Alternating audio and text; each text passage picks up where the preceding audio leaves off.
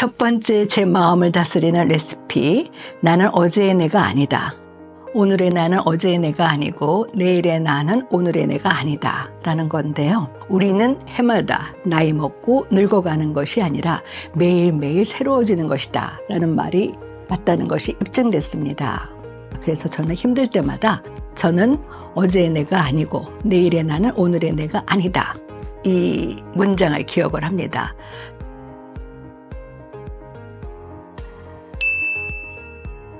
안녕하세요. 양창순입니다.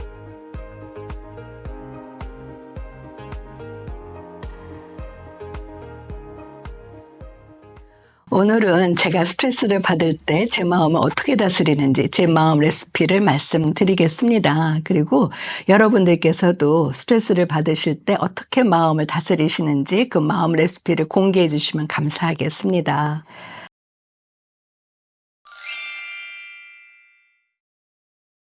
첫 번째, 제 마음을 다스리는 레시피. 나는 어제의 내가 아니다. 오늘의 나는 어제의 내가 아니고 내일의 나는 오늘의 내가 아니다 라는 건데요. 제가 다녔던 중학교는 굉장히 엄격했습니다. 그래서 정말 학교 가기가 싫었어요. 근데 중학교 2학년 때 새 영어 선생님이 오셨는데 첫 번째 시간에 저희들한테 왜 학교를 다니느냐고 물어보더라고요. 그래서 제 차례가 와서 제가 선생님께 드린 말씀이, 학교를 다니긴 왜 다녀요? 부모님이 다니라 그러니까 억지로 다니지, 부모님 말씀만 아니면 저 학교 안 다니고 싶어요. 그랬더니 그 선생님이 저를 너무 야단을 치시면서 너는 어떻게 성취 동기가 그렇게 없니? 라고 하시더라고요. 사실 성취 동기라는 말은 처음 들었고요. 그때 제가 느낀 게, 제 마음에 따라서 학교 오는 것이 지옥이 오는 것 같을 수도 있지만 저의 성장과 발전을 위해서 배울 수도 있는 거구나 하면서 제 마음을 바꿨는데, 그때 그 선생님이 말씀해 주신 문장입니다. 그런데 제가 의과대학에 들어가니까 이 선생님의 말씀이 맞는 거가요. 요즘에 현대의학에서 밝혀진 거가, 결론적으로 말씀드리면 우리 몸의 98%가 1년이면 새로운 세포로 대체된다는 것이 밝혀졌어요. 피부는 한 달마다, 간은 6주마다, 위는 5일마다 새로운 세포로 바뀐다는 것이죠. 현대 뇌과학에서 우리 뇌도 죽는 날까지 성장하고 발전하고 우리가 학습하는 거에 따라서 뇌 연결고리가 달라진다는 것이 밝혀졌어요. 그래서 그 에밀리 디킨슨이라는 시인이 얘기한 우리는 해마다 나이 먹고 늙어가는 것이 아니라 매일매일 새로워지는 것이다 라는 말이 맞다는 것이 입증됐습니다. 예전에 부산영화제에서 그 리백송 감독이 본인이 감독한 영화 도그맨에 대해서 인터뷰하면서 이런 얘기를 했죠. 우리는 어제보다 나은 내일을 위해 노력한다. 이것이 현대뇌가 현대의학에서 맞다는 것이 밝혀졌습니다. 그래서 저는 힘들 때마다 저는 어제의 내가 아니고 내일의 나는 오늘의 내가 아니다, 이 문장을 기억을 합니다.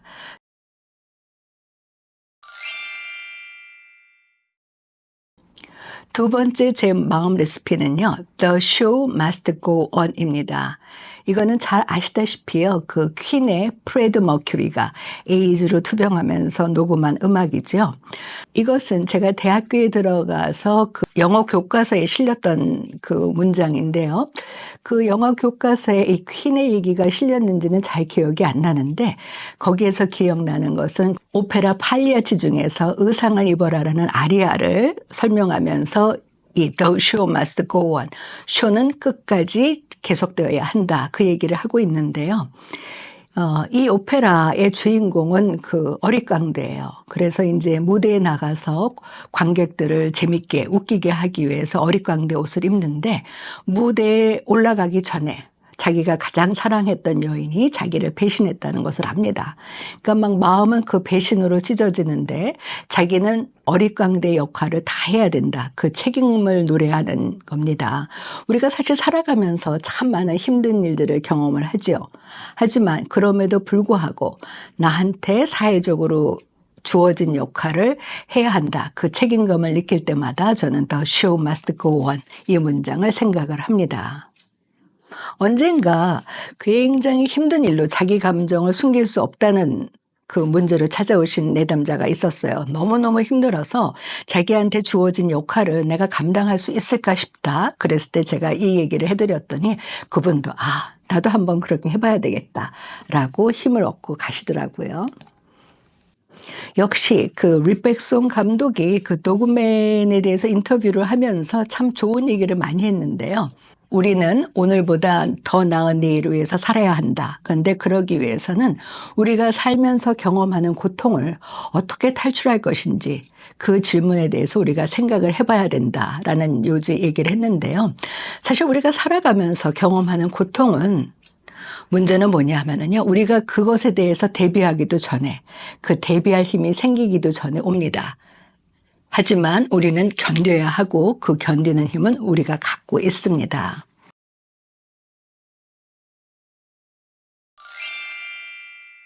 세 번째는 페이퍼 로즈입니다. 종이장미 이야기인데요. 아마 그 팝송을 좋아하시는 분들 기억하실 거예요. 이 팝송 그 가사 중에 이런 게 있죠. 저 장미는 얼마나 진짜 같은지. 하지만 모조품이야. 나를 향한 그대의 가짜 사랑처럼. 근데 이게 참 흥미로운 거가 요즘에 뭐 의과대학 정원 늘리는 문제로 시끄럽지만 사실 의과대학은요. 한 과목만 낙제를 해도 한 학년이 낙제가 됩니다. 그러니까 저희는 보통 같은 입학 동기로서 졸업을 하는 게 아니라 들어가면은 먼저 들어갔는데 낙제해서 온 동기도 있고 그렇기 때문에 보통 나이가 4년 내지 어떤 때는 심할 때는 8년까지 차이가 나요. 그래서 저희 의과대학에서 아주 전설처럼 전해오는 이야기가 있는데 부모님이 자기 아이가 본과 4학년인 줄 알고 찾아왔더니 낙제를 거듭해서 본과 1학년이더라 하는 얘기도 있습니다. 근데 그러니까 그렇게 나이 차이가 많이 나니까 그들이 경험한 그 인생에 대한 경험, 지혜를 들려줄 때가 많은데요. 어떤 선배가 저한테 이 얘기를 하더라고요. 네가 앞으로 누군가를 만나고 누군가를 사랑한다면 그 사람이 너한테 주는 사랑이 정말 진짜 사랑인지 아니면 이런 가짜 장미인 가짜 사랑인지 모조품인지 내가 잘 살펴야 할 거다. 왜 그 선배가 저한테 그런 얘기를 했는지는 잘 모르겠어요. 아마 그 선배가 보기에는 제가 철없어 보일 수도 있는데 문제는 뭐냐 하면은요. 조화는 아름답기는 하지만 냄새가 없지요. 그러니까 냄새가 없으니까 감정도 기억도 나지 않습니다. 그래서 제가 이거는 제 인간관계뿐만 아니라 저와의 관계에 있어서도 과연 제가 겉으로만 화려하고 아무 감정도 기억도 남지 않는 그런 모조품인지 아니면 진짜 나인지 늘 생각하는 세 번째 제 마음 레시피입니다.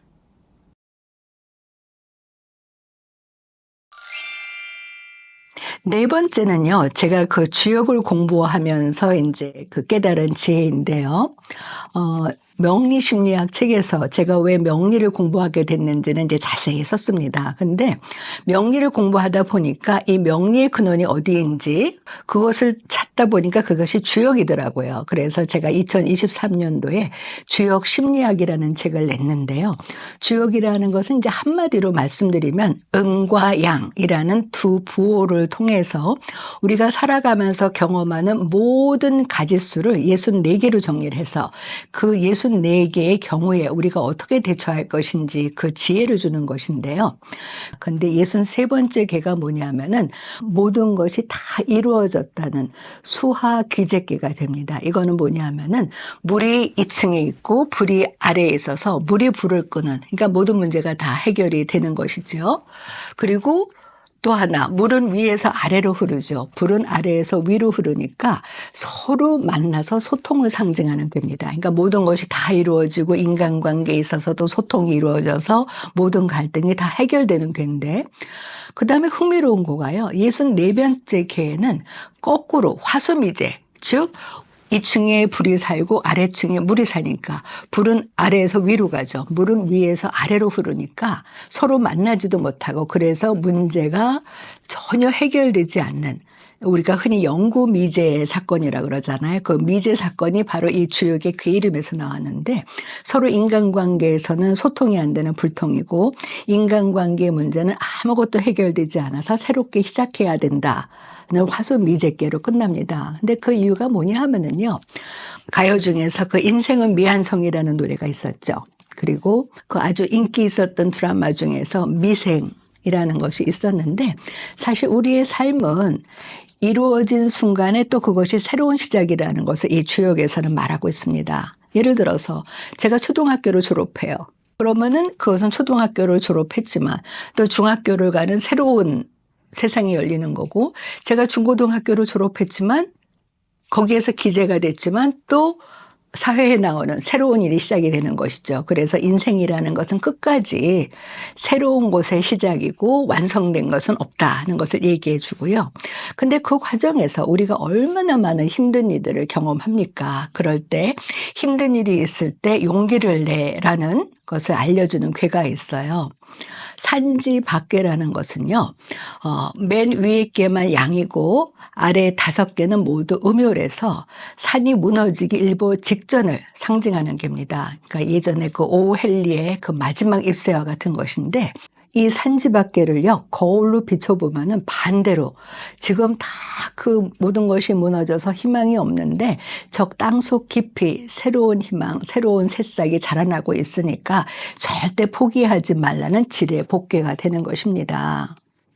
6월 달에는 하지가 있죠. 6월 22일은 이제 하지고, 그 다음에 이제 11월에는 동지가 있는데, 하지는 여러분들이 잘 아시다시피 하루 중에서 낮이 가장 길 때예요. 그런데 주역이나 자연현상으로 보면은 낮이 가장 길 때, 즉 양의 기운이 가장 왕성할 때 음의 기운이 자라나오는 것이고, 동지는 밤의 길이가 가장 길 때잖아요. 이때 즉 음의 기운이 가장 강할 때 양의 기운이 자라나온다. 즉 우리의 자연에서 하지와 동지가 뜻하는 것은 뭐냐 하면은 내가 제일 잘 나갈 때 그것에 자만하지 말고 새로운 것에 준비를 하고 겸손하라는 거고, 동지가 의미하는 것은 무엇이냐 하면은요, 지금 내가 마지막 잎새처럼 모든 것이 무너져서 그냥 희망이 없을 때 그때 새로운 것이 생겨나니까 절대 포기하지 말라는 것을 얘기해 주고 있습니다. 그래서 예전에 그 독일의 메르겔 총리가 이런 얘기를 했었죠. 위기라는 말, 나는 이 말을 듣고 정말 동양인들의 사상에 대해서 감탄을 했다는 얘기를 했는데요. 위기라는 글자를 보면은 그 위험이 바로 기회라는 것이죠. 이 비슷한 서양 속담도 있습니다. 4월의 소나기는 5월에 꽃을 부른다. 즉 지금 가장 힘들 때 사실은 새로운 시작, 새로운 희망이 생기니까 절대 포기하지 말라. 저는 힘들 때마다 이 화수미제와 수화기제, 산지박개와 지뢰백괴를 생각합니다.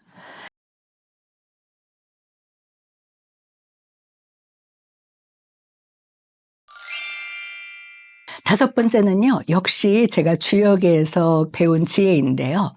겸손을 뜻하는 지산겸괴라는 게 있어요. 이건 뭐냐면 우리가 잘 알다시피 산은 땅 위에 솟아있죠. 그런데 마치 땅 속에 있는 것처럼 자기를 낮추라는 것입니다. 그래서 주역이 64개 중에서 이 지산경계를 제외하고 모든 개는요, 좋고 나쁨이 반복이 돼요. 근데 처음부터 끝까지 좋다는 개는 이 바로 지산경계입니다. 즉 뭐냐 하면은 우리의 삶을 잘 살아가기 위해서는 어떤 때든지 그 자기가 겸손하다는 자세를 가져야 된다는 것인데요.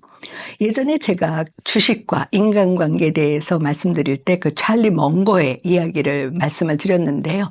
역시 찰리 멍거가 이 지삼경계에 대해서 이 비슷한 얘기를 하고 있습니다. 찰리 멍거는 뭐라 그랬냐면요.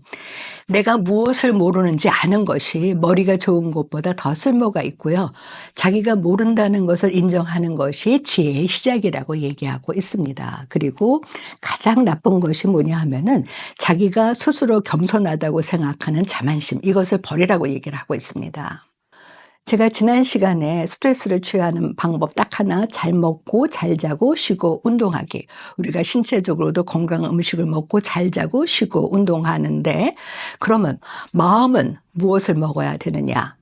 자기만의 마음 레시피를 가지고 궁극적으로 내가 살아가는 의미, 내가 노력하는 의미, 내가 일하는 의미를 알고 그것을 통해서 내가 어제보다 나은 나로 성장하고 발전한다는 희망을 갖는 것입니다. 저는 스트레스를 치유하는 마음 레시피로 얻을 수 있는 마음의 양식 딱 2가지라고 생각합니다. 의미와 희망.